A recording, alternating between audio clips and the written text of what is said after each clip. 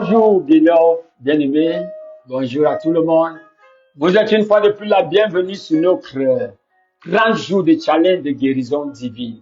Alléluia. Nous nous excusons vraiment pour hier. Nous n'avons pas pu diffuser hier parce que nous sommes dans un camp meeting. Nous sommes à notre camp meeting de la Pâque. Alléluia. Et il y a eu pas d'électricité du jour d'avant jusqu'au lendemain, même dans l'après-midi, il n'y avait pas d'électricité. Et par la grâce de Dieu, nous sommes encore en train de faire confiance au Seigneur pour un matériel qui nous permettra de pouvoir diffuser, quel que soit le nombre de jours que la panne d'électricité perdue. Alléluia. Alors aujourd'hui, si vous regardez dans l'environnement, nous sommes dans un studio moderne, alléluia, appelé Children's World. C'est le studio multimédia du groupe scolaire bilingue La Certitude. À Oyama, à côté de Cansonel. Alléluia. C'est une école primaire, ce n'est même pas une école secondaire. Alléluia, c'est une école primaire. Ils ont un studio multimédia déjà. Alléluia. Quelqu'un est entré là-bas et la personne disait, waouh, même dans les écoles tertiaires, il n'y a pas de tel studio. Alléluia. C'est ce qu'ils ont décidé de faire. Donc, chers parents, si vous voulez préparer des enfants dans le domaine du multimédia, voici une école primaire qui a un studio moderne. Et c'est à partir de ce studio que nous sommes en train de vous présenter ce programme. Alléluia. Le groupe scolaire bilingue La Certitude. S'il vous plaît, ils ne m'ont pas payé pour faire cette publicité. Donc, ne pensez peut-être pas que j'ai été payé pour cela. C'est juste que nous avons vu le studio, on a dit, waouh. Donc, ceci peut se faire. Oui, c'est ce qui peut se faire. Alléluia. Le groupe scolaire bilingue La Certitude. Nous bénissons le nom de l'Éternel pour le propriétaire de cette école primaire. Je voulais appeler ça de cet institut. Mais ce n'est que c'est une école maternelle et primaire. Alléluia. Ils ont un studio multimédia. Donc nous bénissons le nom de l'Éternel pour ce privilège qu'ils nous ont donné de pouvoir organiser ce programme à partir de leur studio. Alléluia. Ce matin, alléluia, nous allons à ce 8e jour de notre challenge, 30 jours de challenge de la guérison divine. On veut regarder quelle est la volonté de Dieu quand la guérison divine est concernée. Est-ce que Dieu veut toujours guérir? Alléluia. Ou bien alors, il y a des moments où ce n'est pas la volonté de Dieu pour guérir, ou il y a des moments où Dieu veut vraiment que nous guérissions. C'est très, très important. Et comme je nous l'ai toujours dit, quand nous parlons, dans le cadre de ce programme bien-aimé, nous avons décidé de nous restreindre à ce que la parole de Dieu dit. Alléluia. Nous ne voulons pas nous écarter de la parole de Dieu. C'est un choix délibéré que nous faisons. Pourquoi on l'a dit? Je pense qu'au 2e jour, nous avons dit cela. Pourquoi? Parce que la parole de Dieu est scellée au ciel. Alléluia. Le ciel et la terre passeront, sa parole ne passera pas. Alléluia. Là, Dieu a élevé sa parole au-dessus de tout son nom. Donc, c'est pour ça que nous choisissons de nous restreindre à ce que la parole de Dieu dit. Oui, nous bénissons le nom de l'Éternel pour les expériences des uns et des autres. Nous remercions le Seigneur pour ce que tu as vécu, peut-être pendant le temps de ta maladie ou de ta convalescence. Mais nous voulons nous restreindre à ce que la parole de Dieu dit. Pourquoi? Parce que si nous voulons partir par les cas par cas ou par les expériences des autres, on n'aura jamais un baromètre, on n'aura jamais un standard. Alléluia. Mais la parole de Dieu est scellée. C'est la parole de prophétie la plus sûre. C'est pour ça que nous restreignons, nous limitons à cette parole. Alors, quelle est la parole de Dieu? Es-tu malade? Es-tu affligé dans ton corps? Tu as fait tout ce que tu penses faire et tu as l'impression que la guérison ne se manifeste pas. Tu commences à te poser les questions. Est-ce que Dieu veut vraiment que je sois guéri? Est-ce que c'est la volonté de Dieu que je sois vraiment guéri? Et tu prends des exemples, même souvent dans la parole de Dieu, où certains serviteurs de Dieu malades sont morts de maladie. On te dit par exemple qu'un grand prophète comme Élisée est tombé malade jusqu'à mourir. Il est mort avec toute la grâce de guérison qu'il avait, de la résurrection de la mort qu'il avait. Parce qu'il y a un cadavre qui est tombé, qui a touché ses os, et le gars est revenu à la vie. Alléluia. Mais quelle est la volonté de Dieu? Et quand nous parlons de la volonté de Dieu, bien-aimé, l'une des choses que tu devrais savoir, avant de commencer à prendre certains exemples dans la Bible, alléluia, qui semblent se contredire, c'est très important de comprendre l'âge, alléluia, la dispensation dans laquelle nous nous trouvons. Alléluia. Parce qu'il y a une dispensation avant Jésus-Christ, il y a une dispensation pendant la dispensation des évangiles, pendant le temps, entre l'apparition de Jésus-Christ sur terre et sa mort, et une autre dispensation après sa résurrection. Donc, quand nous parlons de la volonté de Dieu, en ce qui concerne la guérison divine, il faut connaître dans quelle dispensation nous nous situons. Nous nous situons dans la dispensation de l'Église. Alléluia, après la résurrection de Jésus-Christ. Nous sommes dans la dispensation où le Saint-Esprit habite les êtres humains, où certaines personnes qui ont fléchi les genoux devant Jésus sont devenus des temples du Saint-Esprit. Alors là, quel est le plan de Dieu dans cette dispensation? C'est ce que nous voulons comprendre. Alléluia. Parce que ça, c'est la seule dispensation, alléluia, où Dieu habitait les hommes dans leur chair. Amen. Pas tous les hommes, ceux qui ont reçu Jésus comme Seigneur et Sauveur. On l'a vu hier, quand j'ai parlé de la guérison divine et de la nouvelle naissance. Alléluia. Quand tu deviens né de nouveau, tu deviens un temple du Saint-Esprit. Béni soit le nom de l'Éternel. Alors, quel est le plan de Dieu? Qu'est-ce que Dieu veut au cas où tu es malade? Peut-être tu es en train de regarder ce programme depuis un hôpital. Peut-être tu es en train d'écouter, suivre ce programme sur un lit de malade. On a prié pour toi depuis et tu es un peu confus. Et tu te demandes quel est le plan de Dieu. Je veux te montrer quelle est la volonté de Dieu te concernant au cas où tu es malade. Numéro 1, quelle est la volonté de Dieu? Qu'est-ce que Jean chapitre 10, verset 10 nous dit? Il dit le voleur, c'est-à-dire le diable, il ne vient que pour voler, tuer et détruire. Regarde ce qu'il dit. Moi, je suis venu afin que vous ayez la vie et que vous l'ayez en abondance. C'est Jésus qui parle. Pourquoi est-ce que Jésus est venu? Pour que vous ayez la vie, nous ayons la vie en abondance. Comme d'habitude, je m'adresse à une personne. Cette personne qui m'écoute, c'est à toi que je parle. Pourquoi est-ce que Jésus est venu? Jésus est venu pour que toi, tu aies la vie en abondance. Pour que tu aies la vie dans sa plénitude.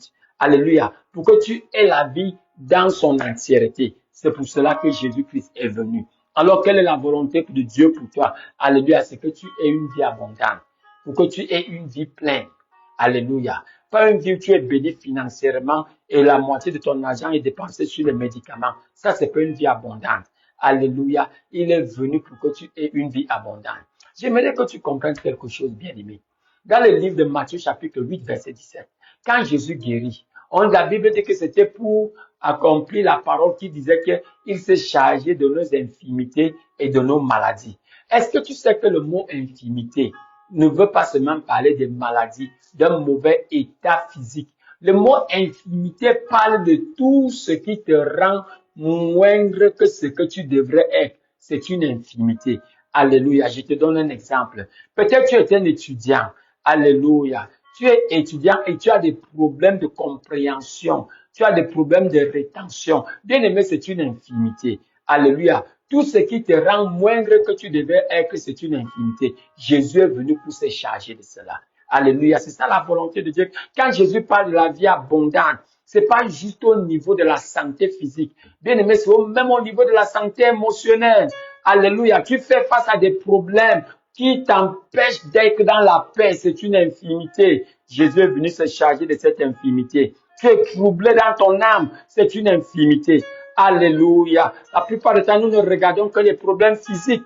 Tu fais face à des problèmes, tu as des difficultés financières qui t'empêchent de vivre l'argent de vie que tu devrais vivre. Ces problèmes financiers, c'est une infimité. Alléluia. Tu as des problèmes dans ton mariage, un foyer dysfonctionnel où les enfants sont en haut et sans dessus et dessous. C'est une infimité. Cela t'empêche de marcher, de vivre la vie de dignité pour laquelle tu as été créé. Donc Jésus est venu se charger de ça. C'est ça la vie abondante. Une vie équilibrée. Tu vas voir certaines personnes très confortables financièrement, mais les enfants sont des drogués, les enfants sont des voyous. C'est pas ça la vie abondante. Tu vas voir certaines personnes, les enfants sont très calés, très calmes, mais les parents n'arrivent pas à s'occuper au niveau de l'éducation. C'est pas ça la vie abondante. Tu vas voir certaines familles sont très à l'aise, mais c'est un chapelet d'une maladie à une autre, d'une oppression démoniaque à une autre. C'est pas ça la vie abondante. Tu vas voir, les gens sont bien calés financièrement, matériellement, mais la femme est adultère, le père est adultère, ou bien c'est un ivrogne. C'est pas ça la vie abondante. Alléluia. Qu'est-ce que la vie abondante? Je suis sûr que tu as cet idéal. Alléluia. C'est ça la vie abondante. Une vie harmonieuse, une vie où la paix, l'harmonie règne à tous les niveaux. C'est ça que Jésus est venu nous donner. Reçois cela au nom puissant de Jésus. Je prie pour toi. Je prie pour toi la capacité de concevoir ces genres de vie. Je prie que tu reçois la capacité de d'abord concevoir ces genres de vie. Pourquoi? Parce que la Bible dit dans Jean chapitre 3, verset 20, Alléluia, Dieu fait au-delà de ce que nous demandons et même imaginons et même concevons. Alléluia. Donc commence à vivre avec cette mentalité. Commence à concevoir ces genres de vie, la vie abondante. Alléluia. Conçois cela. Tout ce que tu peux concevoir, bien-aimé, tu peux devenir. Alléluia. Béni soit le nom de l'Éternel. Quelle est la volonté de Dieu en ce qui concerne la guérison divine? 1 Jean chapitre 3, verset 8. La Bible dit, la partie B de 1 Jean chapitre 3, il dit le Fils de Dieu est paru afin de détruire les œuvres du diable. Le Fils de Dieu est paru afin de rendre impuissant les œuvres du diable. C'est ça la volonté de Dieu. Détruire les œuvres du diable. Partout où tu vois les œuvres du diable, bien-aimé, tu es mandaté. Alléluia. Allez détruire. Allez détruire. Jésus nous dit dans le livre de Luc chapitre 10, verset 18-19, il dit, je vous ai donné l'autorité. Allez, le pouvoir sur tout le, je vous donne l'autorité sur tout le pouvoir de l'ennemi. Alléluia. Vous allez marcher sur les serpents et sur les scorpions et sur tout le pouvoir de l'ennemi. Et rien de mal ne vous arrivera. Rien de mal ne vous arrivera. Le mot rien en hébreu et en grec veut dire la même chose. Rien. Alléluia. Béni soit le nom de l'Éternel.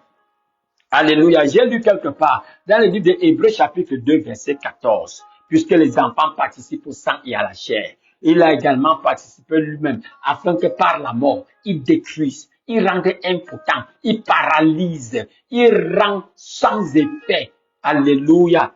Celui qui avait la puissance de la mort, c'est-à-dire le diable. C'est ce que le diable est devenu pour toi. Il est devenu impotent.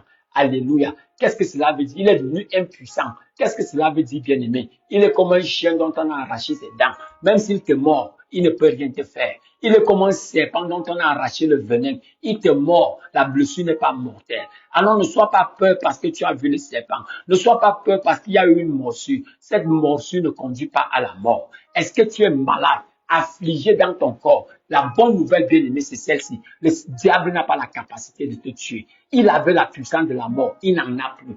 Il avait la puissance de la mort, il n'en a plus. C'est pour cela qu'il fait tout pour te terroriser. Il fait tout pour que tu signes ton certificat de mort par la peur, par les imaginations vaines. Alors je prie pour toi au nom puissant de Jésus. Selon 2 Corinthiens chapitre 4, à partir du chapitre 10, à partir du verset 4, je prends autorité contre les pensées, contre les imaginations, contre les raisonnements qui veulent se lever contre la parole de Dieu. Je brise cela, je brise cela, je brise cela au nom puissant de Jésus, au nom puissant de Jésus. Je prends autorité contre cette oppression, alléluia, dans tes pensées, cette oppression qui est presque en train de t'étouffer. Tu es déjà en train de concevoir le pire concernant ce verdict qui t'a été donné. Je proclame et je déclare le verdict de l'Éternel et le verdict auquel tu vas croire. Tout genou fléchit au nom de Jésus. Alors je commande ces genoux à fléchir au nom puissant de Jésus. Je bannis cette crainte et cette peur, cette panique de ton cœur au nom puissant de Jésus. Bien aimé, c'est ce que le diable fait. Parce qu'il sait qu'il est impotent. Il sait qu'il est impuissant te concernant. Qu'est-ce qu'il fait? Il vient avec la peur. Alléluia. Il vient avec la dépression. Il commence à t'étouffer dans les pensées. Parce qu'il veut te plonger dans le mode panique. Parce que quand tu commences à paniquer, ta foi devient impuissante. Ta foi ne peut plus travailler. Ta foi ne peut plus agir. Alors reprends-toi. Jésus va dire que ton cœur ne soit pas troublé. Que ton cœur ne soit pas troublé. Que ton cœur ne soit pas troublé. Que la paix de Dieu tabernacle ton être tout entier. Au nom puissant de Jésus. Alléluia. Merci Seigneur. Nous bénissons le nom de l'Éternel. Le diable n'a plus les clés de la vie et de la mort. Ces clés sont entre les mains de Jésus. Alléluia. Béni soit le nom de l'Éternel. Amen. Quelle est la volonté de Dieu en ce qui concerne la guérison divine? La Bible le dit dans Actes chapitre 10, verset 38. Oh, il dit, vous savez comment Dieu a oint du Saint-Esprit de puissance. Jésus-Christ de Nazareth, qui allait de lieu en lieu faisant du bien. Voilà la volonté de Dieu. Faire du bien. et qui guérissait tous ceux qui étaient oppressés des démons, oppressés qui étaient sous l'emprise du diable, car Dieu était avec lui. Bien aimé, quand Dieu est avec toi, numéro un, Dieu s'attend à ce que tu fasses du bien. Numéro 2, Dieu s'attend à ce que tu libères tous ceux qui sont sous l'empire du diable, que tu leur apportes la délivrance. Si Dieu est avec toi, Christ en toi, l'espérance dans la gloire. À tous ceux qui ont reçu Dieu, à tous ceux qui ont cru en lui, Dieu leur donne le pouvoir de devenir ses enfants. Donc si Dieu est en toi, Dieu s'attend à ce que tu fasses du bien. Partout où tu vas, faire du bien. Dans ton lieu de service, dans ton quartier, fais du bien. Tu dois être connu comme un homme, une femme du bien, au nom puissant de Jésus. Numéro 2, c'est aussi que tu puisses guérir tous ceux qui sont sous l'emprise du diable, tous ceux qui sont oppressés par le diable. C'est ta responsabilité d'apporter la guérison. C'est ça la volonté de Dieu pour toi, au nom puissant de Jésus. Tu sais pourquoi? Parce que Dieu dit, il dit dans le livre d'Ésaïe 33, verset 24, que personne ne dise à Sion, je suis malade. Alléluia. Pourquoi? Parce que les péchés ont été pardonnés. La maladie est une conséquence du péché. Alléluia. Alors, quand la source est enlevée, quand le péché est enlevé, la conséquence aussi doit cesser. Alors, je prie pour toi au nom puissant de Jésus. Et si tu es en Jésus-Christ, alors la conséquence de ce péché qui a été enlevé, je commence que ces conséquences cessent de se manifester. Au nom puissant de Jésus. Amen. Alléluia. Quelle est la volonté de Dieu, bien-aimé, concernant la guérison divine? 3 Jean chapitre 1, verset 2 nous le dit. Il dit, bien-aimé, je souhaite que tu prospères à tous égards, à tous les niveaux, et que tu sois en bonne santé, comme prospère l'état de ton âme. Dieu veut que tu sois en bonne santé. Dieu veut que tu prospères et que tu sois en bonne santé. Il veut que tu prospères et que tu sois en bonne santé. Alléluia. Quelle est la volonté de Dieu te concernant la guérison divine? Matthieu chapitre 6, versets 9 et 10. Jésus dit, quand tu pries, dis que ta volonté soit faite sur la terre comme elle est déjà faite au ciel. Bien-aimé au ciel, il n'y a pas de maladie, il n'y a pas de douleur. Apocalypse chapitre 22, verset 3 nous le dit. Apocalypse 21, verset 4.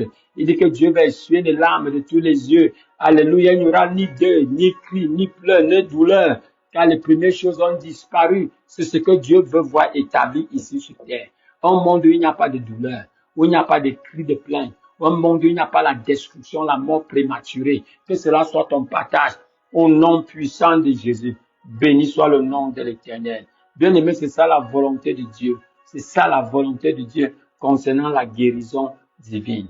Alléluia. Aujourd'hui, bien-aimé, l'épisode est un peu court. On va s'arrêter à ce niveau. Mais je veux prier pour toi. Je veux prier pour toi. Avec les mains imposées sur toute partie malade de ton corps. Je commence ce cancer à être déraciné. Je brise le joug de l'esprit de la mort. Je maudis cette panique soudaine. Je maudis cela à la racine. Au nom puissant de Jésus. Par le meurtre de Jésus qui a été guéri. Alors je te déclare guéri. Je te déclare entier. Je te déclare dans une condition de santé parfaite. Au nom puissant de Jésus, nous avons prié. Quelqu'un dit Amen, Amen. Bien-aimés, demain, nous nous retrouvons à la même heure. C'est à 8 heures. Alléluia. 8 heures, heure du Cameroun. Mais en attendant, fais-nous cette faveur. Alléluia. Est-ce que tu peux partager les liens que tu as reçus? Partage tous ces différents liens. Et aussi sur notre plateforme YouTube. Alléluia. Je voudrais que tu souscrives à notre chaîne. Oscar Tanker. O-S-C-A-R. T-A-N-K-E-U. Va souscrire à cette chaîne pour qu'on commence aussi à faire des lives sur YouTube.